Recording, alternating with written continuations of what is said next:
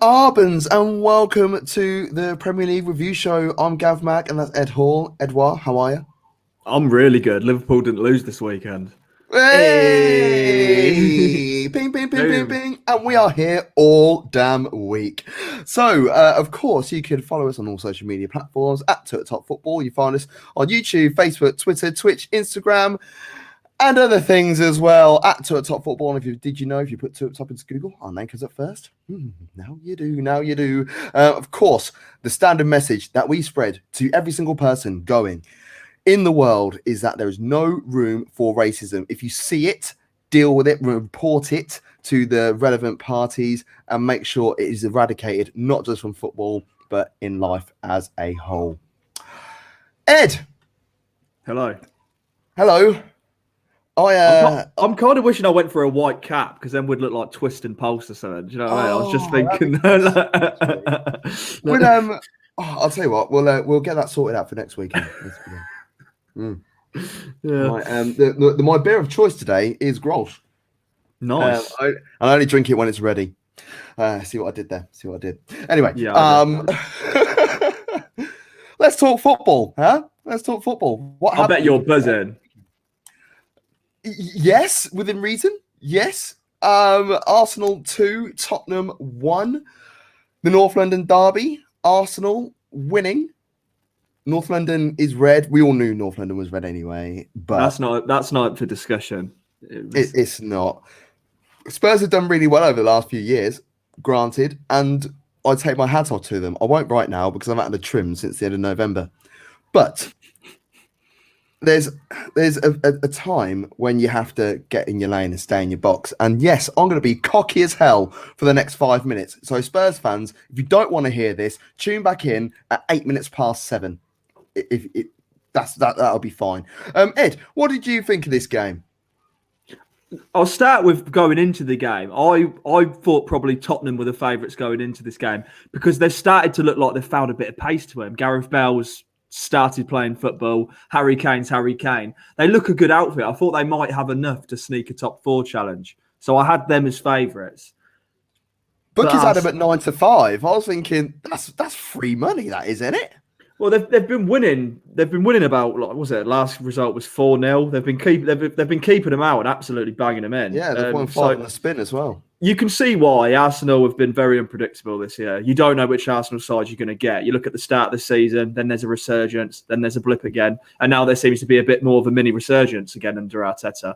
I think that's probably the players he's got at his disposal at the time dictates that. But Arsenal still won. I don't think Arsenal will get top 4. But I think Arsenal have. I think Arsenal are a bit late for that. But... No, it is too late for that. But they've made the end to their season a little bit more interesting. That's the way I'd look at it. Yeah, I mean, they played well. I thought Arsenal were in control for the whole game until the sending off. Yeah. From that moment, Arsenal were just like, oh, what do we do now? How do we play against 10? Because I think it's Arsenal so used to playing with 10 men that they don't know how to play against 10 men. I think that's what the issue is. But the first half, Arsenal hit rattled the woodwork twice. I was praying that the Smith Rowe chance went in because it was such a good slap. Keeper had no chance. And I thought it was going to go tits up because there was 3 players there. It's like, which one wants to go for it? I don't know who it is. I don't know what it is. But I'm really happy with that. I mean, I look at the goal that Spurs scored and, hey, look, can anyone say anything bad about that? I'm sure you could. No, I can't. It was beautiful. The only thing that wound me up is the fact that Arsenal weren't in the lead at that point. And I think we deserved to be in the lead by that stage. It's the only shot they had up until the 80th minute. Only shot they had on target. So, yeah, I was a bit wound up the fact that Spurs had taken the lead, but Arsenal persevered and they got the job done. So I'm really happy with that. Is it more of a case of let's see what we can do next season? Do you know where you would like Arsenal to strengthen in the summer? It's tough, isn't it? Because I personally look at the Arsenal side and there's no team that's perfect out there. Even City aren't perfect. Every team needs strengthening. But They need trying to strikers. work out. Yeah, they need. Yeah, that's what I mean. So they still need help, despite them being what was it? How many points? 113 points clear of everybody else in the Premier League. I think it's 110. I think it's 110. Oh, 110. Oh, yeah. Oh, yeah, because Man United have just kicked off. Yeah. But no, I look at. I would like. I don't think we need to strengthen player-wise. I think we need to strengthen mentality-wise. I think that's what the issue is, because it's just certain things, silly things, like playing out from the back when they don't need to, talking themselves into trouble. I think that's what Arsenal do wrong. I think the personnel is fine. Because you bring in personnel who have that stronger mindset, who are perhaps winners. Because I look at Aubameyang, who's a great player, and I know he's not a defensive player, so it'd be hard to criticise him if a goal was let in the dying moments of the game. But as good as Aubameyang is, he's never really been a winner. He was never part of the Dortmund team that won Bundesliga titles. No. You should get someone in who's won trophies, and that will kind of be the next step in the evolution, because they can bring through your younger players to another level. It's kind of like, maybe I'm asking for more than a Milner, but what Milner did for the young lads at Liverpool is he already won 3 Premier League titles with Man City, and he was a Premier League vet. That it's what they do in the dressing room. So we've had countless academy players come through and hit the ground running, and that could probably be because of who they've got around them. So maybe Arsenal should look at that. Yeah, I'll try to, Alex is in the chat, and there's a few bits and bobs that I buy into. One I don't buy into, and I'll bring those up in a couple of moments. But he's said it before. I agree with him, and Liverpool have done it, and City have done it, and they've gone out to the next tier down and picked their best players. So I look at Brighton, for instance. We'll talk about Brighton in a bit because they had a fantastic result today.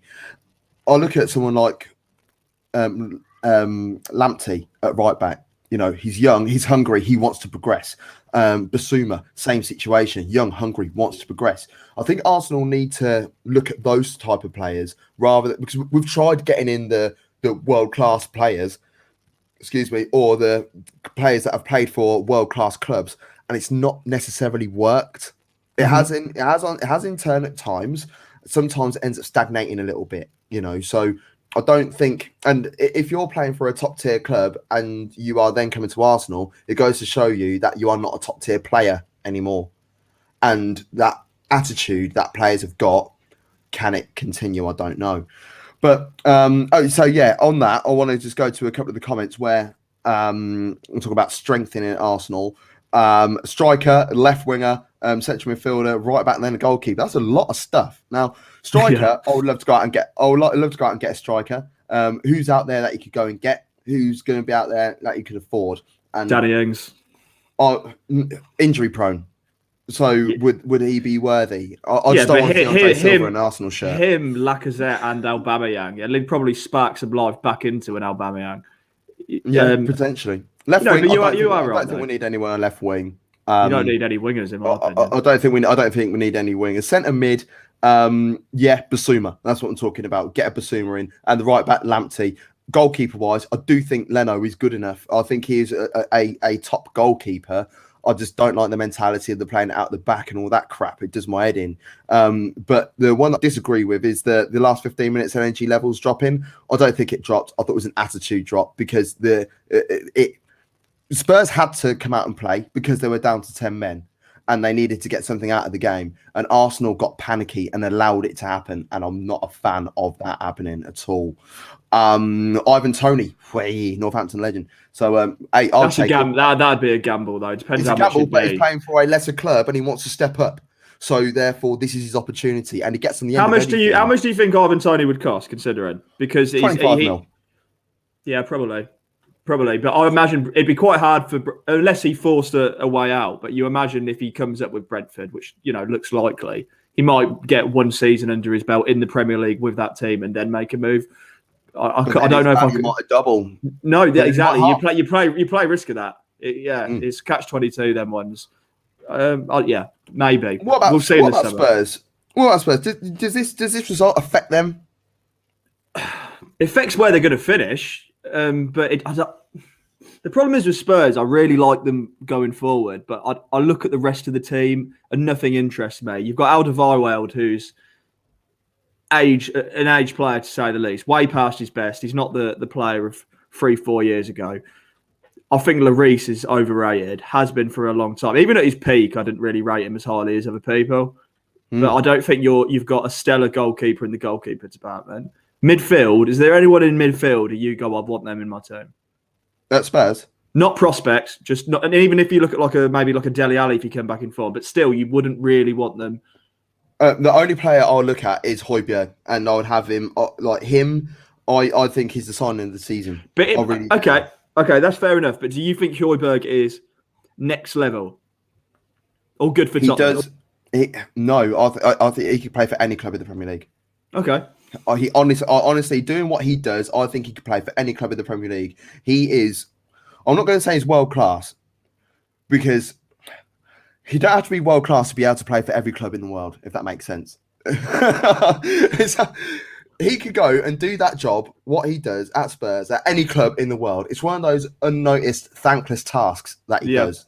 So I think that's what I mean. That's what I mean by that. I'd give you that. But I wasn't meant to put your sorry, but the thing is with Tottenham, they have the players to play good attacking football. You've got Bale, Son, Kane. Come on. You don't need to be playing that negative football. I understand if you were maybe coming against a City or if an FA Cup, it's a Champions League game, you need to hold deep. But that's not sustainable across a 38-game season. It's just not.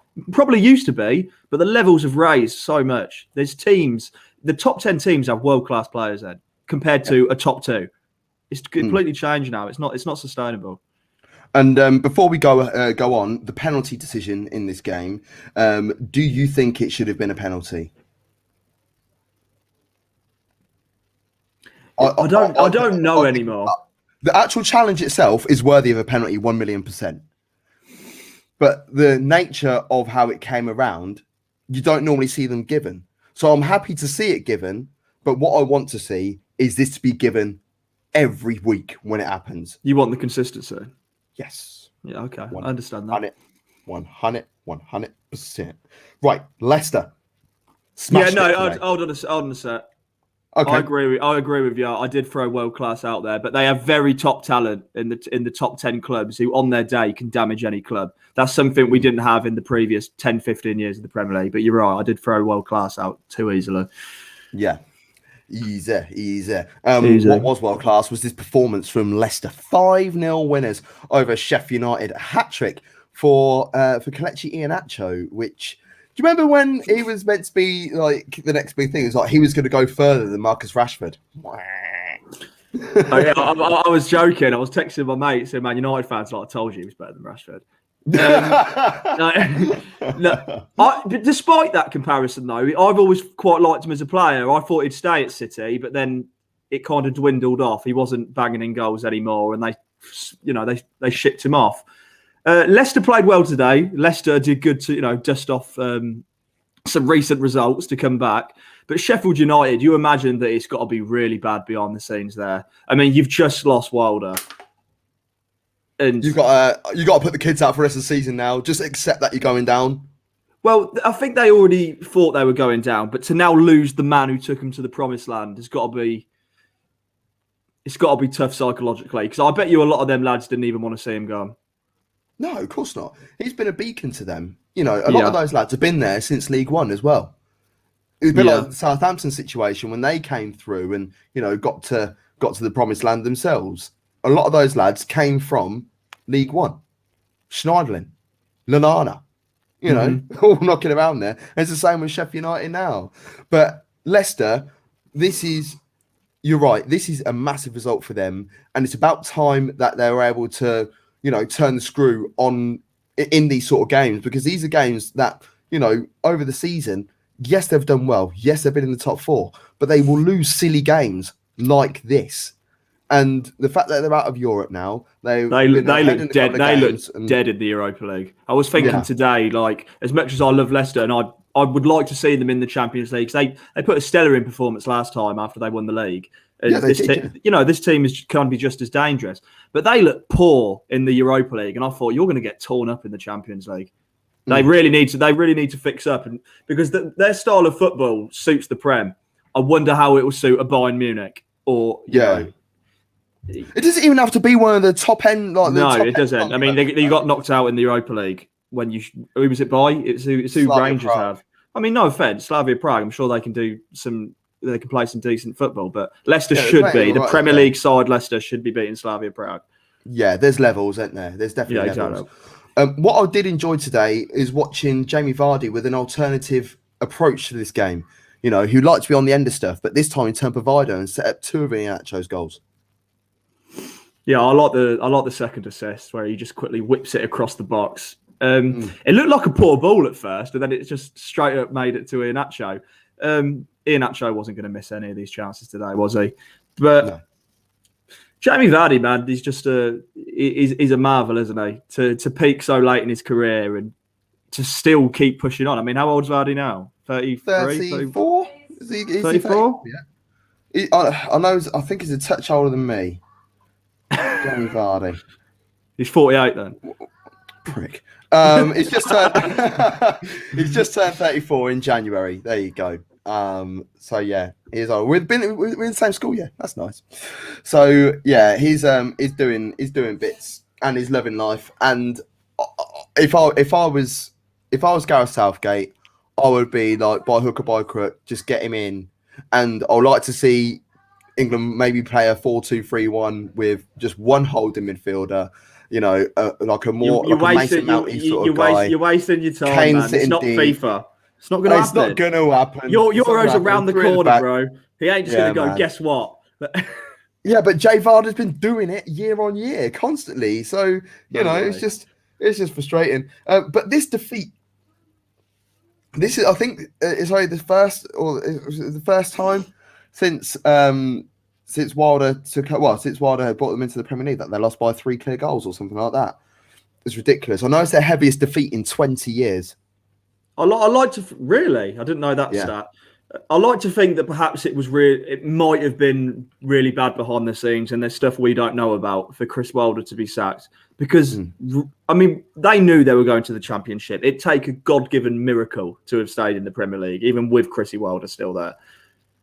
Do they really think he wouldn't bring him back, or is it just chaos behind the scenes and they felt they had to get rid of him?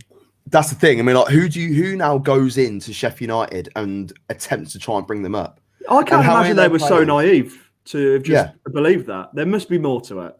There's got to be. I can't understand the mentality behind it. I mean, look at Sean Dyche with Burnley. You know, he stayed with them. Exactly. He went down with them. He brought them back up. So Rafa did it, and he never even been in the Championship. I was pressed by that. He shouldn't have won it, really. It would come to they blundered it last game of the season, whoever they were up against. But still, we won it. Brought them straight back.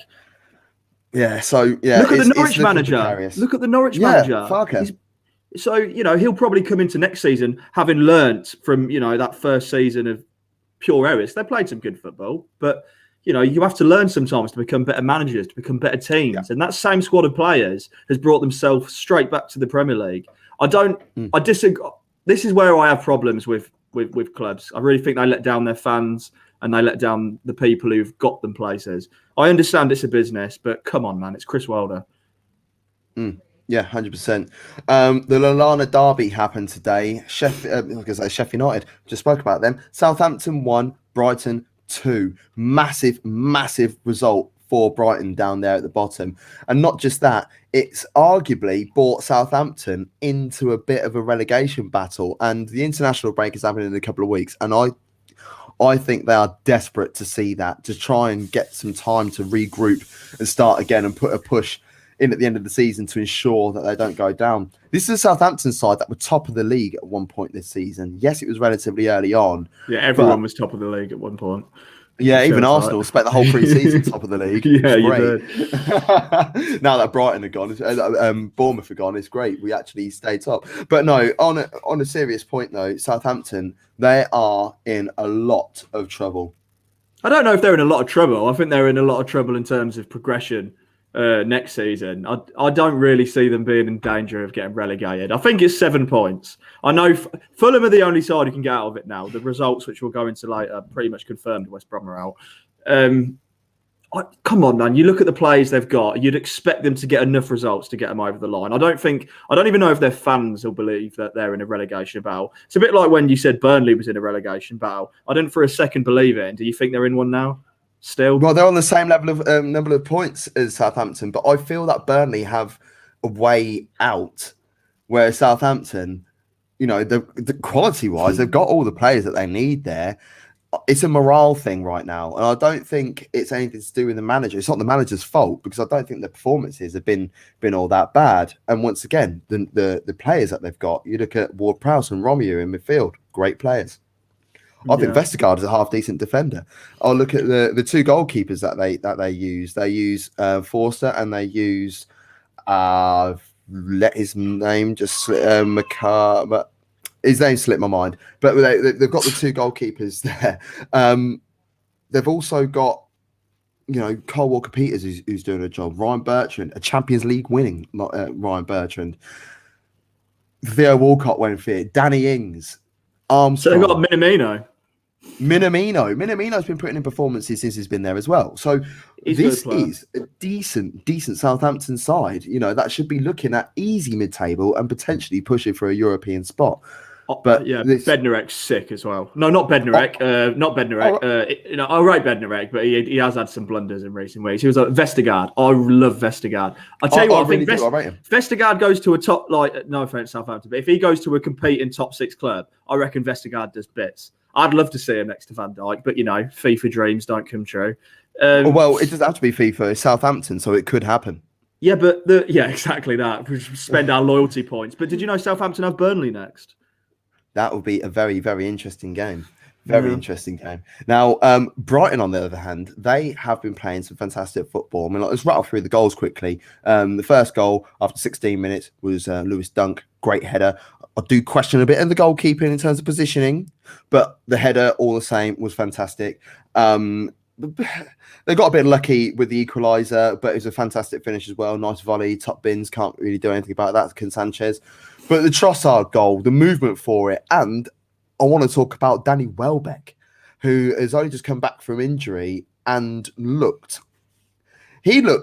like prime Welbeck in this game. And the Welbeck what was prime Welbeck? The Welbeck, it's like a montage video. That's what he looked like today. Everything that he does well is gone into one YouTube video, and he put that all out there today, apart from scoring. That's the only thing he didn't do in the game. But he was there for prime Welbeck. Everything. So prime Welbeck. Yeah. I understand what you mean, though. All jokes aside, he had moments in his career. He just never really kicked on the way you'd hope. So, yeah, you're probably right in that statement. He's a good player to have there. He's probably Brighton level, especially where he's at, especially the age he's at. I think he's secretly 56, isn't he now? I think so, yeah. Some people still think he's a youngster. He has that Jesse Lingard effect, doesn't he? Because of how young he came into the Premier League. Well, Jesse Lingard is a young up-and-coming player. Do you know what I mean? So don't be bagging on him or anything like that. Yeah, Brighton are still in the relegation battle, but this was one hell of a statement to stay up. Yeah, 30 years old, Danny Welbeck. 30. Good age. I say good age. I'm older than that, so good shit out. By about 15 years. Come on, bro. Better than that. You can't set me up. Brighton, they are a striker short of good things. I really believe that. They play a beautiful brand of football, and Graham Potter knows what he's doing with his team. They create so many damn chances, but Neil Maupay, Aaron Connolly, Danny Welbeck, they are not going to be the guys that are going to take you forward. So I would look, if I was them, I think I've mentioned it before, if I were them, I would look at, they should look at a Ryan Brewster or an Eddie Nketiah or someone like that. Someone I would still even look at doing it when they're in the preseason. Or what about, do you think Alfredo Morelos could take a try at the Premier League? Yeah, I really do. Yeah. I think that'd be a great shot, but it's discipline. It's disciplinary. Of course, yeah. It's not going to carry him very far in the Premier League, where it's a lot more stringent in terms of fouls and discipline. I don't think he would be able to cut it in the Prem for that. But in terms of his ability on the pitch, 1,000,000%. He could definitely finish these opportunities. Yeah, I reckon he can. What else happened today? Oh no, there are all the games for today. Excuse me. So let's go on to yesterday's games, and we'll have a look at Fulham. And Fulham, despite showing a little bit of form of late, they suffered a 3-0 defeat at 0-0 at half time. Though, do you think that they might have felt a little bit lucky? Well, lucky's the word. They would have considered this a write-off in their books, especially when they have a look at the fixture list. Fulham is still a very resilient side. I can't believe I've come to terms with that fact, because at the start of the season, I could have scored against Fulham. They were horrendous. The communication amongst the back four was horrendous. But they've found a way. They fight for each other. And the fact of the matter is, yes, they would. Everyone who goes in 0-0 against City is not a top side. You'd consider lucky. You would, because you then have a chance of getting at least a point, or even nicking it, dare I say. But Fulham have shown they can do that. I'm sure if you look at all the games where Fulham have drew 0-0, 1-1, that they've been very fortunate in all of them games. You create your own luck. There's been a couple where they've been unfortunate. We'll have a look at the Spurs game, where I thought they were quite unlucky in that. But then you look at the Liverpool game where I just didn't feel Liverpool were up to the races at all that day, and Fulham wholeheartedly deserved to win that. This game, Fulham were against it from minute one, really, but it is Man City, so I mean, how they're professional footballers, so they should look at it in a different way. But I'm not quite sure what your thoughts are. We haven't even got to that segment yet, Alex. So I don't know. We'll come to that in a minute. We'll come to that. Wait your turn. Jesus. Anyway, but yeah, City. So they got the opening goal with John Stones. John Stones scored so many damn goals this season for a centre half, and he's got to. I was going to say on the plane. I keep saying on the plane for the Euros, but all bar one game. If England make it to the final, will be in this country. So it just be on the coach. On the coach. I tell you what. I think John Stones might answer their striking problem. It's weird to say that John Stones. I think John Stones has more goals than Aguero, and we're about to crown City Premier League champions. Who would have thought that, mate? John's sorry, it's not COVID. Honestly, it's a cold. But John Stones. Honestly, it's not a bad shout to lob him up front, because he's actually quite skillful as well. That's the madness about it. But the resurgence of John Stone has been great, and I give more credit to the player than I do the manager. I know a few pundits and a few people would like to praise Pep, but I don't think he had a choice. There was a point when he would have stuck anyone at centre back. But John Stones was out of form for a long time. He's had a long time to psych himself up and find that form again. So I think all credit goes to him in comparison to the manager. The second goal came from Jesus. It was a defensive mix-up. It was naughty, really, from Fulham. It looked so Arsenal. It was unreal. And then Aguero scored from the spot, which is lovely. And I love Aguero. Honestly, I've got a massive man crush on him. I think he's an absolute G. And it's annoying that he's so injury prone, because I wanted him to break the record. I really did. Anyway, for you, Alex, watching on YouTube, it's time for this. What are Everton? Yes, what are Everton? It happens every week. You can win 7-0 and I'll still say what are Everton, because what are they exactly? They don't know who they are. They don't know what they want to be. And this is a game where, look, Burnley have picked up some bad boy results this season. Yes, they have. They've beaten Liverpool. They've beaten Arsenal. They've picked up points in and around teams below them when they've needed to. I friggin' love Vidra. I have done since he was at Reading. Big fan of him. But Everton should be winning these sort of games. They need to be winning these sort of games if they have honest and true desires of one being Champions League football. Champions League football. Being we a top know four it. Let's club, not beat around and they that. want to move forwards. Yes, they do. So look, when it comes out with things like this is where it does my head in. Doesn't matter. They're better. They're the better team in Merseyside currently. No, you're higher up in the league, but I will still have Liverpool over Everton this season. League position. Let's talk about the league position in the third week of May and see where teams are, because I wholeheartedly believe that Liverpool will finish higher than Everton this season, and I don't even think Liverpool will finish in the top 4. They might even finish 5th or 6th. So if that is the case, then where are Everton going to finish? Yeah. Before we look at that, because I just think that that's what Tottenham used to do. They used to go, oh well, we finished above Arsenal. Why would you care about that? I guarantee Liverpool are not sat down at 8th going, oh, we're below Everton. They're going, oh no, we're outside of top 4. We're going to miss out on European football. They don't. Their game plan next year isn't going to be we've got to finish above Everton. They don't care about Everton. They want to get back to winning the title. And Liverpool have a quick fix and they're Premier League challengers again.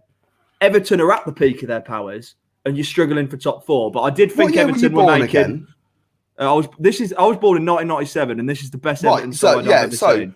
Well, that's a madness, isn't it? Because you were born in 97, and since you've been born, Everton have not won a trophy, and have only finished in the top 4 once.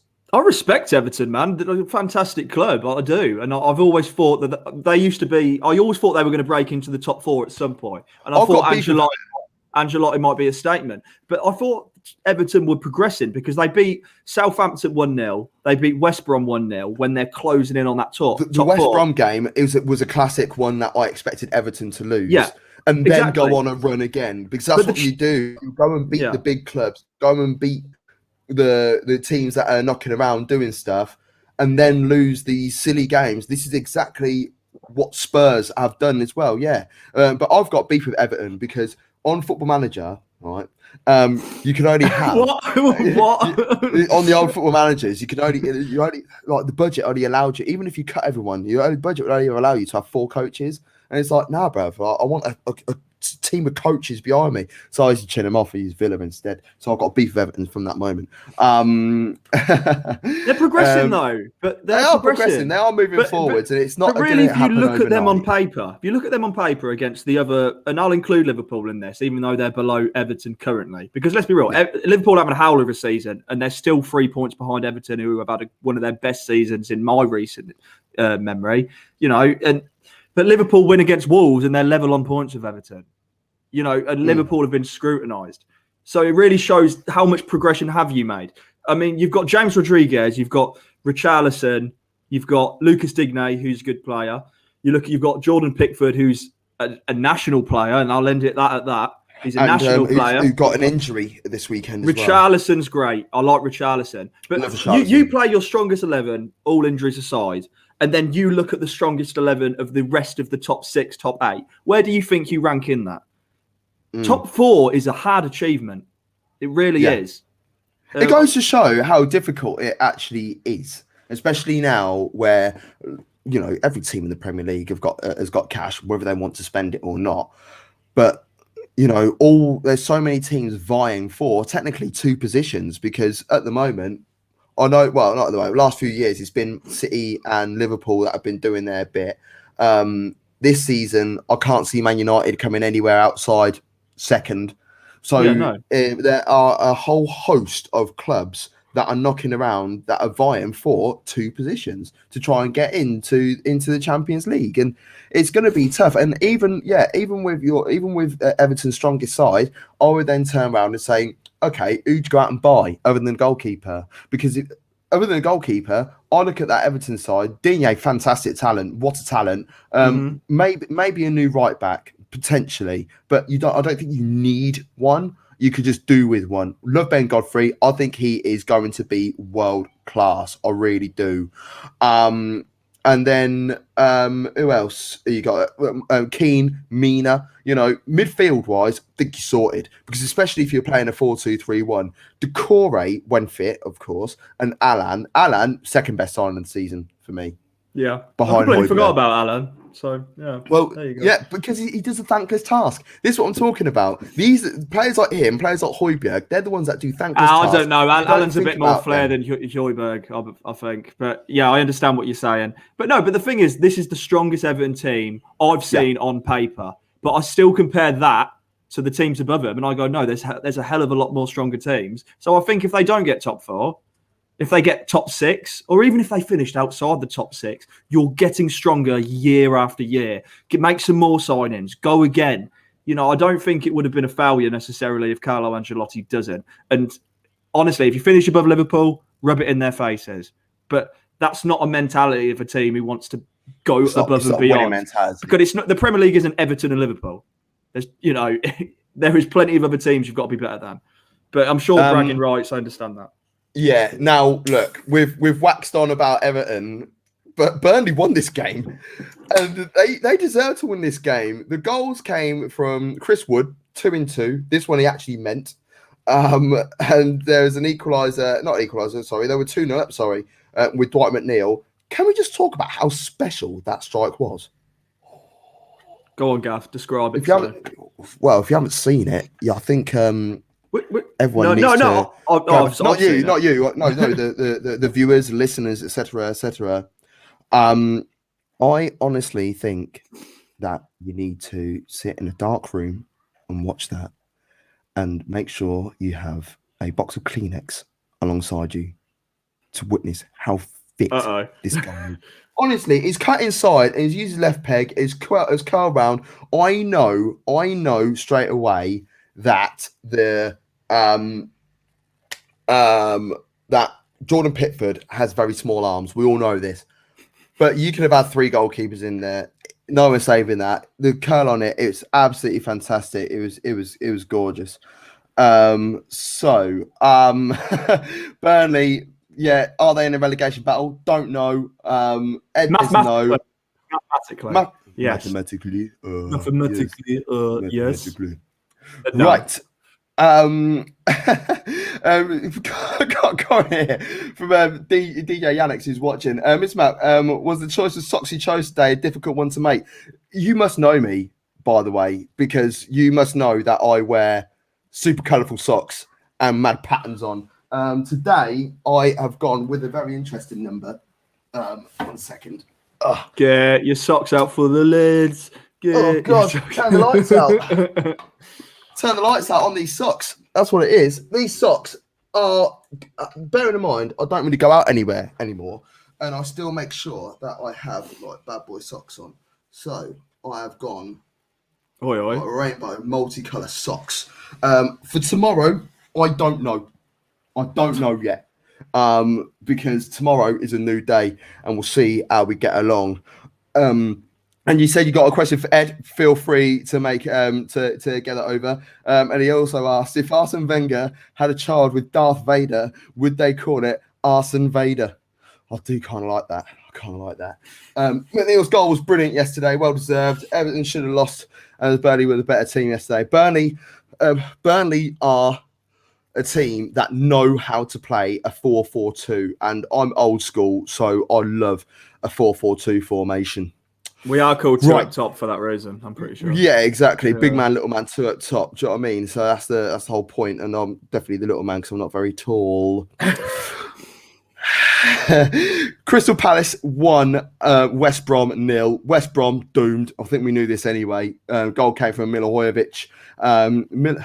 Milivojevic. I always call him Milivojevic. You meant to pronounce the V. I'm not quite sure. It was a penalty on 37 minutes. The main talking point for this game was the fact that Wilfried Zaha did not take the knee, and is the only person that didn't take it. The Premier League have also said that the taking of the knee will continue to take place until the end of this season. I have my own opinions on taking the knee. I think it's very important that it does happen to raise awareness and raise, the point of conversation in and around racism. I also 100% back Zaha's decision and reasoning why he is not taking the knee. But what I don't like is people thinking and assuming that he's not taking the knee because it's crap, he doesn't believe in racism or that sort of stuff. So for anyone who honestly believes that, have a word with yourself, take a look in the mirror and educate yourself. There's a reason why he's choosing not to take the knee. But if you are taking the knee, there's also a reason for that. So make sure that you understand what is going on first before commenting on it and going down that route. Well That's said. my rant Well over, Ed. I'll throw a little sense into that. I don't have a strong opinion on either. You know, if we said we're going to end it, but I'd feel a strong message has been given, and we'll assess it. Or if we choose to keep it in, I'll continue to support the message. I think if you choose, I mean, if you look at Zaha, if you look at your own opinion, you know, they've both got good arguments to it. You know, there's a pure message in that. It's not, as you said, it's not like Zaha goes racism. Never heard of it, mate. Because I'm sure he has. You know, being a professional footballer in England, I'm sure he's been a victim of abuse of racism, especially amongst football fans. It's constantly abused. But this is what I was saying. So his reason not to take the knee isn't because he doesn't believe in what's going on. He believes in it more than anyone else. He really does. The reason why he's deciding to stand is so legitimate. You know, he doesn't want to. He wants to be able to stand. He feels more empowerment by being able to stand in the face of adversity and in the face of racism. That is the reason why he stands, and he takes his moment and he pays respect for that, and he honours his position. So it's not because we all think it's bull crap and it's like, oh, BLM are like, oh, Antifa, rah, rah. Shut your frigging mouths, sort yourselves out. Educate yourself, and put it this way, we'll talk about that because it's fuck all to talk about this game. But Zaha's back. It is funny though. Zaha is back, and they have won. Coincidental or not? I don't know. No, I don't know. They are a one-man club, aren't they? Yeah, Eze, you know, is Eze's all right. boss. I do like Eze. But he's like a Zaha, like a B-list Zaha though, isn't he? B-Tech version. He's a B-Tech Zaha, so it's like they've gone again. Because they've probably gone. We could lose Zaha. I need to find another one. And they're like, this guy's all right. And this one plays in the middle, which makes it a little bit easier. It doesn't get targeted so much. We can bang it out wide. Yeah, find a Zaha replacement, but we've got to play Zaha. You're like, yeah, I would like to see Zaha more centrally, and I think it would heighten him because Zaha is their talisman. Let's be real. We all know that. If you're playing out wide, all you need to do is double up and push him onto the touchline. Can't go anywhere. X'd out the game. If you play centrally, you can then turn on it, you can send it back, you can spread it wide, all that sort of stuff. Do you know what I mean? And he's got the talent and the ability to do it, and he's also got a strong peg on him and is able to shoot. So I think he's wasting himself out on the wing. No, he's not wasting himself on the wing. I'm lying. He's wasting himself at Crystal Palace by playing out on the wing. That's I'm not even a Crystal Palace fan. I'm not. I've never been like the biggest Zaha fan. I mean, I've always thought he was a brilliant player, but I'm still disappointed. I've never got to see him at least attempt it. I know he was at Manchester United, but that was more of a that was the time Man United were just realising they weren't the top dogs anymore. And so they were just going, oh, no, we don't have time for you. And it's getting a Di Maria. Or, you know, we all know how that worked out. So that was a bit unfair on him. But, yes, I think Zaha could have maybe took that step. And we'd probably talk about Zaha in the future as a much greater player. Because let's be real, I bet we won't even remember Zaha in 30 years. I mean, we will because we've got a knowledge of football. But but he won't spring to mind. Yeah. No, and it's not like if you're making a team in a year, I'll put him in it. Leeds United, Leeds 0, Chelsea 0. No goals for Leeds. No 4-3. I thought, mate. I thought it was going to be 3-2. Honestly, thought it was going to be 3-2 or 3-2 Chelsea. But to be fair, Leeds had opportunities, and to be fair, so did Chelsea. It wasn't a drab game. I quite enjoyed watching this game, despite it being 0-0. Yeah, I know what you mean. It's one of them. It's entertaining draws. I remember Liverpool and Arsenal having won it must have been about 5-6 years ago. Joe Gomez was playing left back. It was 0-0, second game of the season. Yeah. Brilliant game of football that. But yeah, they happen. I thought the floodgates would open with this because Leeds don't believe in defending. They think it's a false art. You don't need it. But they've managed to not concede a goal against Chelsea, who was absolutely star-studded. I think if Chelsea win today, considering the teams who have lost around them, which we'll probably go into in a minute, Tottenham lose. Who else have lost? Everyone's lost around. Everton. Everton have lost. They could have guaranteed top four. I still think they're the favourites by a long distance to get that fourth spot. Could even get third. at the time of recording, we've got Man United versus West Ham. West Ham. And West Ham, If they fail to win, well, if they fail, no, if as long as they, if they fail to win, Chelsea comfortably in top four. Draw or lose for West Ham. But then Chelsea don't want Man United to win that game because they want to be able to finish as high in the league as possible as well. Do you know what I mean? So it's a missed opportunity, but they didn't lose. So it's not going to break the momentum. They didn't concede. So, the party's still going under Tuchel. The confidence will still be there. They'll go, look, listen, lads, we've just got... Yeah, exactly. They'll go, listen, lads, we just need to be more clinical next week. And I nearly said next year. I was like, how long's this break? Well, it's funny because I went on my memories on Facebook 2 days ago, and it's obviously what happens on this day over the years. And it was there was a meme that I shared of what we're going to do for the next 2 weeks because there's no football on. Only if we knew at the time.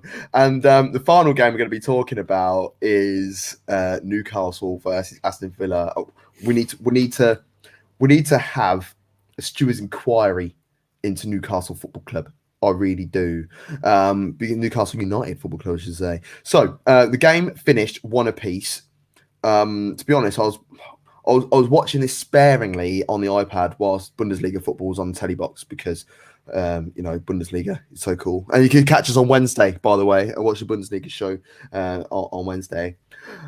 Kieran Clark with the own goal on 86 minutes. Everyone thought it was an Ollie Watkins goal, but it clearly wasn't. But I felt really sorry for Newcastle. I don't think they deserved to win, but they definitely didn't deserve to lose this game. So for them to get a goal in the dying embers of this match with Jamal Lascelles, bullet header, beautiful, well-directed header on 94 minutes, I felt that it was justice.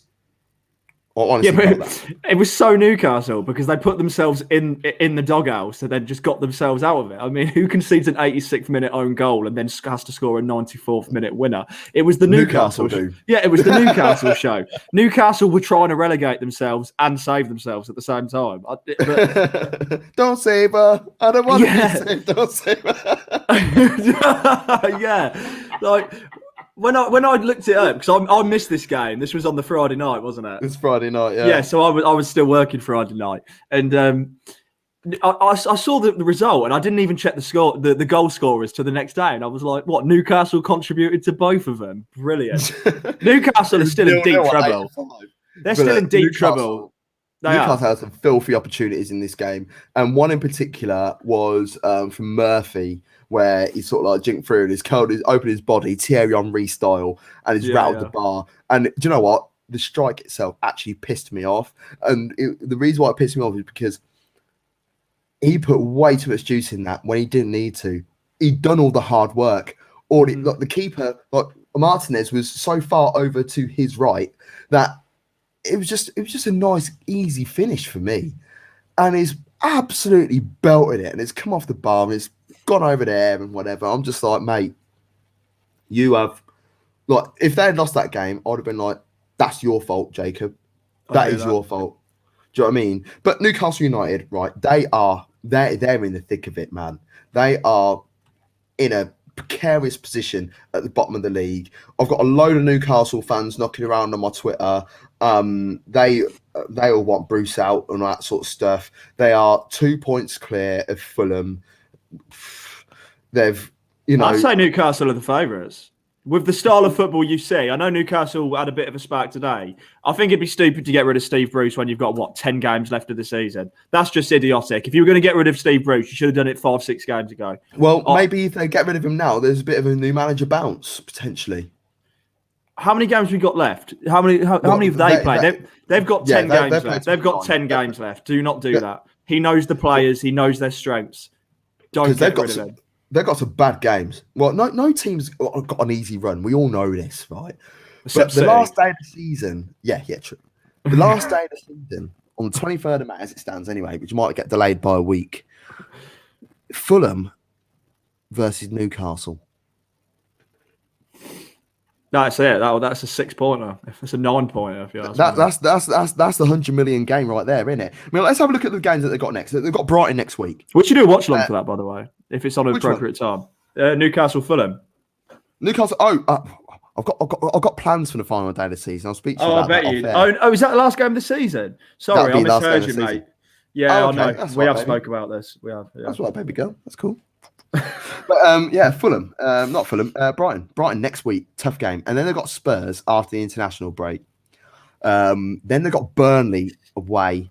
Then they've got West Ham at home, Liverpool at away, which is fine because Liverpool don't score any goals, so that's 3 points for Newcastle. There. What are you on about? We scored 2 goals at home against Leipzig. I don't know what you're talking You wasn't at home. You wasn't at home. It was like, we're babe, back, baby. babe, I'm in. Where are you? I'm at home. Yeah. Wink. Jesus. Then they got Arsenal. Leipzig. Then Leicester. Then Man City. Honestly, then Man City, Sheffield United. They got Sheffield United and Fulham last couple of days. Man, they're dead in these streets, man. It's not easy for. It's not Fulham. It's not all Fulham's fault. Do you know what I mean? I think Fulham play gorgeous football. They play a very. It's fast, narrow football. That's what I love. The eye. Yeah, that's what I mean. I want to watch. I want to watch a game and be inspired by it. I want to enjoy it. And did you watch the game they lost I against can't. Manchester United? They were wicked. I felt they lost against Man United at home, but I thought they played some brilliant football. They do. They do. They're easy. They're easy on the eye, and they're quite astute defensively. Despite them, they're just what they. I know they're down there and they're struggling. The system that they play and the styles that they do down there work. They just haven't got the personnel for it. That's the issue. If they were to go out to a bigger club and say, "Can we have one of your centre halves who aren't playing as often or need to get an extra bit of game time or whatever?" If they stay in the Premier League next year, go out and do it. Don't be looking or go have a look in the Championship and have a look at some half decent centre halves there. Lads that finished in the playoff positions but didn't come up. Yeah. Especially the ones that are like 23, 24 years old that you could get a few years out of them. And also, if you do go down, they've got the Championship experience. They know what the crack is. So they're able to make that step up. So, it's definitely something we can that they should look at for next season. But Newcastle, I honestly think that they are dead in these streets. Aston Villa, they need to sort themselves out as well because without Grealish, they don't really know what's going on. They were the same last year, and then we thought they brought in Barkley. They gave him some form of backup, but I think we did over-exaggerate that signing. I think we're all quite criminal to that. The exact same problems there as they had last year. Yes, North of London is red. We are aware. I know. I did this for you. I didn't, but I just. But Aston Villa have plenty of time to come up with solutions because they're not getting relegated and they're not in Europe next year. You've got to just get to the end of the season.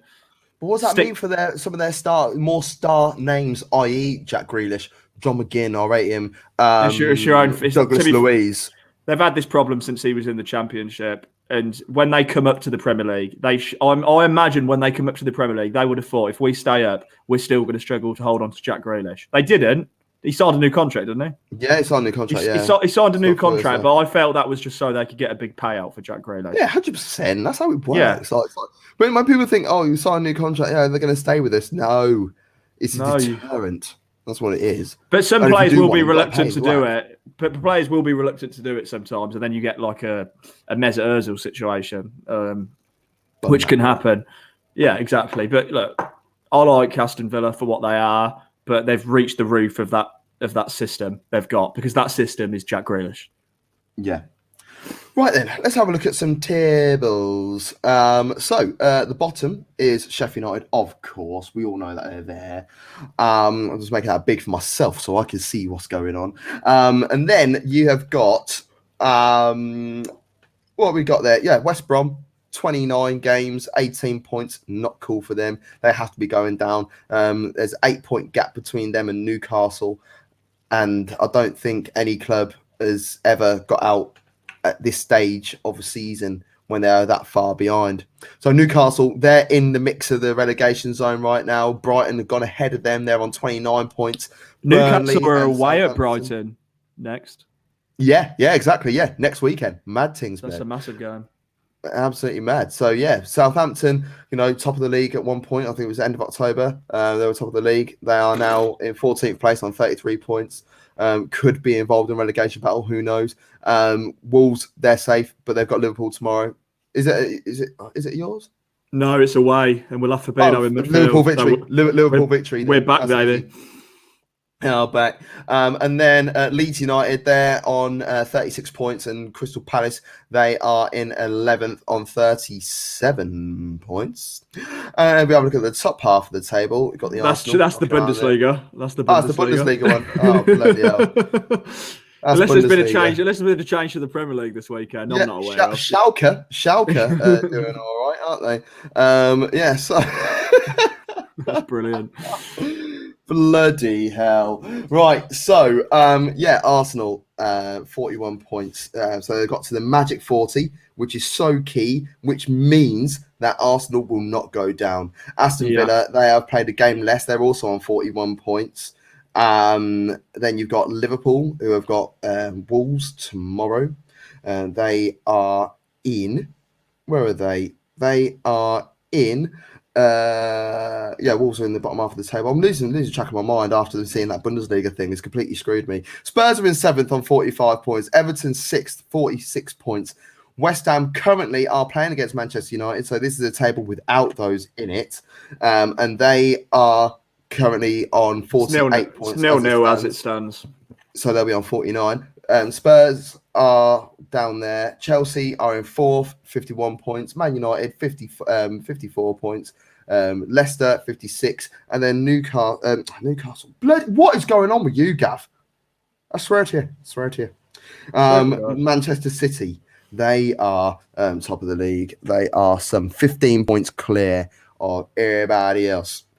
Sorry about that brain fart moment there, but it happens when you do live things. Right, fixtures. That's what I was looking for next. So, as you can see, as mentioned before, Wolves are at home to Liverpool tomorrow. If you're listening to this on Sunday, if you're listening to it on Monday, they are there tonight on Sky Sports. All these games are available to watch on Sky Sports. Friday night, Fulham versus Leeds, massive game. A depleted fixture list for next week because it's also the FA Cup as well. But we don't care about that because these teams aren't in it. Brighton got Newcastle, giant game Saturday at 8 o'clock. And then Sunday, another giant game. You've got West Ham entertaining Arsenal. And then we will be live at 7 o'clock. And midway through our show, that's when Aston Villa will be entertaining Tottenham Hotspurs. But yeah, that brings to the end of the show for this week. I'm going to have a couple more beers and then go to bed. What are you going to do, Ed?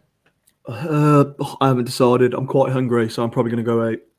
Food time for Ed. So, of course, you can follow us on all social media platforms at Top Football, YouTube, Facebook, Twitter, Twitch, Instagram, of course. And as I said, at Top Football. And did you know if you put Top into Google, our name comes up first? Does it? Oh, yeah. Yes, it does. So, everybody, thank you so much for your contributions to the show. Ed, always a pleasure, never a chore. And we'll see you on Wednesday. Oh, no. We'll actually be back for the MAD Sports Network for the first shows tomorrow. It'll be an NFL show tomorrow. And then Top will be back on Wednesday with the Bundesliga show. But until then, thank you and good night.